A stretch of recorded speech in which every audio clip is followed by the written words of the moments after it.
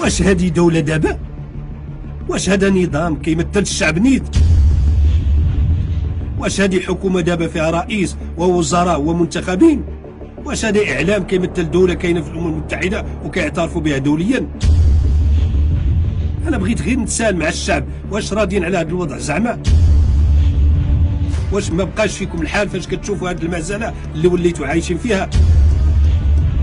واش زعما ما كاينينش ولاد الناس اللي يشدوا البلاد ويرجعوها لسكتها الحقيقيه ويخلوا الاحقاد خلفهم؟ واش ما كاينش اللي نبه هذا النظام نزل حتى بالكراهيه والحقد غادي يشعل فيه النار هو الاول؟ واش في راسكم ان كل المصايب تاتي من المغرب؟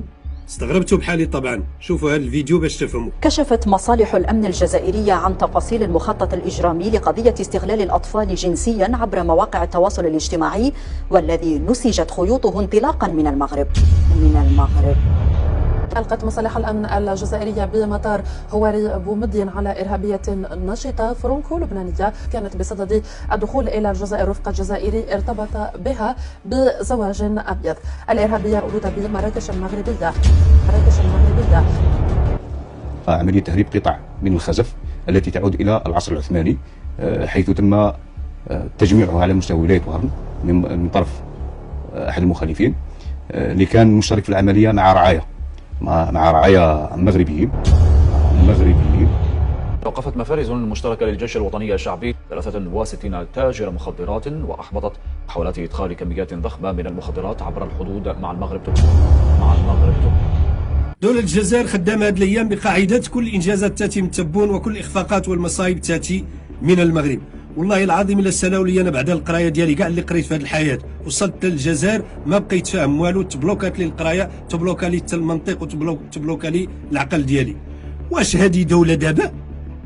واش هذا نظام كيمثل الشعب نيت؟ واش هذه حكومه دابا فيها رئيس ووزراء ومنتخبين؟ واش هذا اعلام كيمثل دوله كاينه في الامم المتحده وكيعترفوا بها دوليا؟ انا بغيت غير نتساءل مع الشعب، واش راضيين على هذا الوضع زعما؟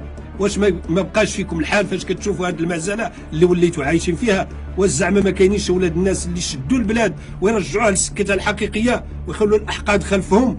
واش ما كاينش اللي نبه هذا النظام نزل حتى بالكراهيه والحقد غادي يشعل فيه النار هو الاول؟ الخطير في هذا الشيء كامل هو هذه الكراهيه وهذا الحقد اللي كيزرعوا النظام الجزائري اليوم في الشعب ديالو تجاه المملكه المغربيه. وللاسف الشديد كل شيء وقع في الجزائر كيفما كان حجمه غادي ننسبوه للمغرب. انا بغيت نقول للنظام الجزائري اليوم بدل ما يوزع فلوس الغاز وفلوس النفط ديالو على واحد المجموعه ديال ابناء المغرب صحراويين مغاربه كيسلحهم وكيدعمهم ضدا على المغرب، كنقول له هز يديك على القضيه، هز يديك على هذوك الناس وخليهم يرجعوا لبلادهم. النهار اللي الجزائر تهز يدها على الملف ديال الصحراء المغربيه كونوا على يقين على ان هذا الملف سينتهي في حينه، لان ما يعقد هذا الملف هو التدخل الجزائري. وللاسف الشديد الجزائر كتقول انا هذا النزاع ما عنديش علاقه به،